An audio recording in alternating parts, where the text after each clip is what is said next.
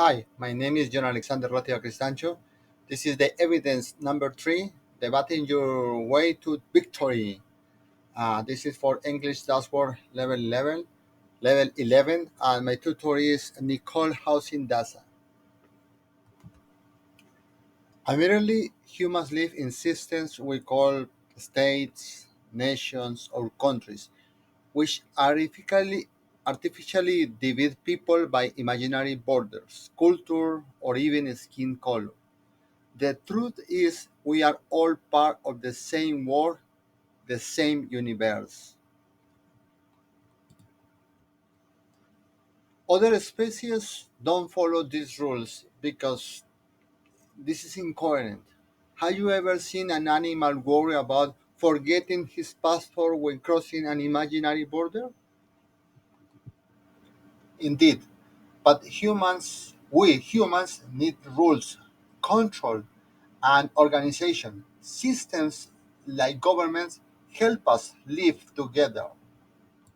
While it's true that ancient societies didn't have formal governments, we now have these structures because we are in constant evolution. Governments ensure that we maintain order and improve our quality of life.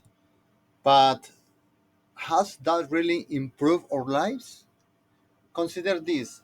We will create system where a small elite controls not just the government but also the economy. Money itself is a human invention, yet it dedicates our life, all controlled by the state. The wealth gap continues to grow and billions live in poverty. The order you are defending serves the few, not the many. While inequality doesn't exist, it's not a direct result of government structures. Without these systems, we would descend into chaos.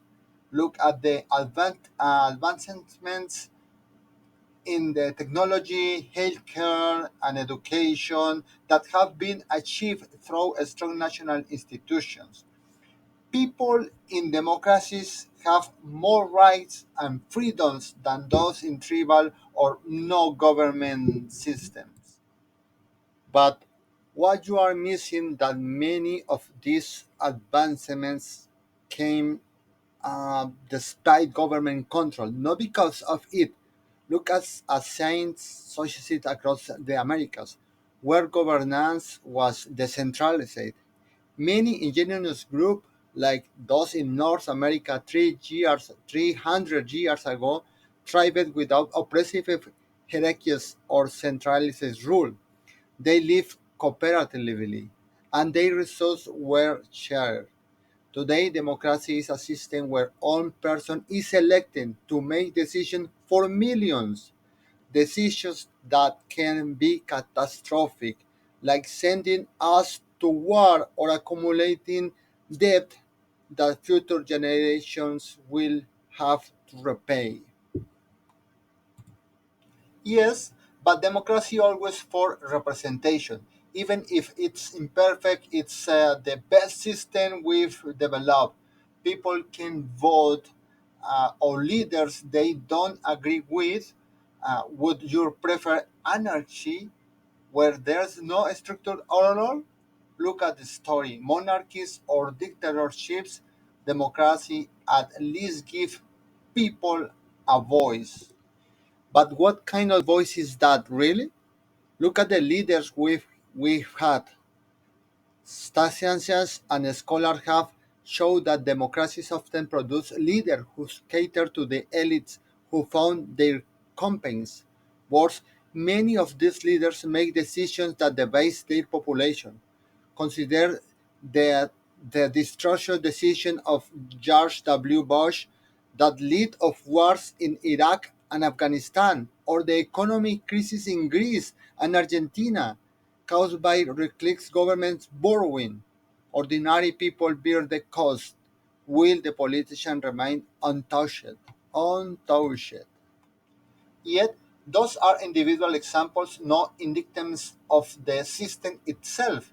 In other cases, democracies have peacefully transferred power and leaders have been held accountable for corruption or war crimes.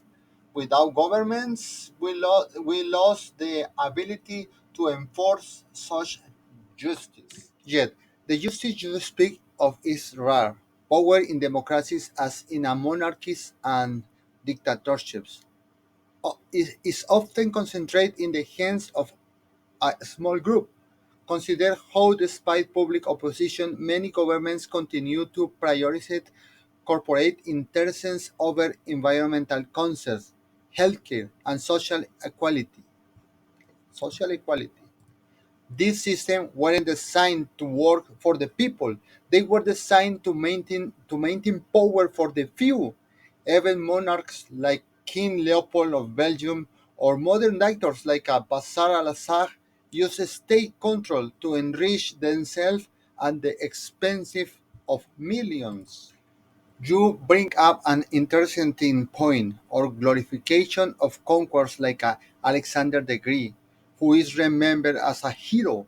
Yet, if we truly examine their legacy, they were criminals, murderers with no remorse, who amassed power through brutal violence.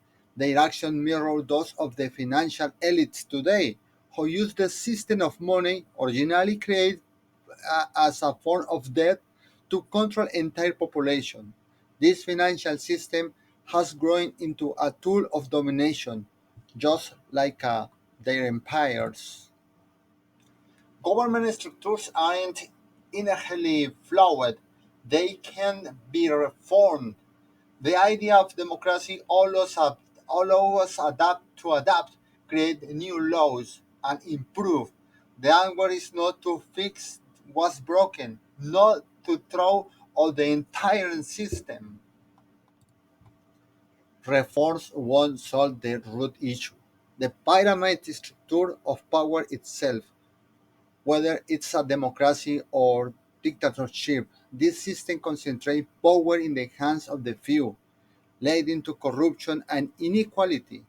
We need to rethink how we organize ourselves um, as a society. Ancient cultures and more recent cooperative communities show us that it's possible to live without such centralist control. The true solution is a world where cooperation, no hierarchy, is at the core, where decisions are made collectively, not by a privileged elite.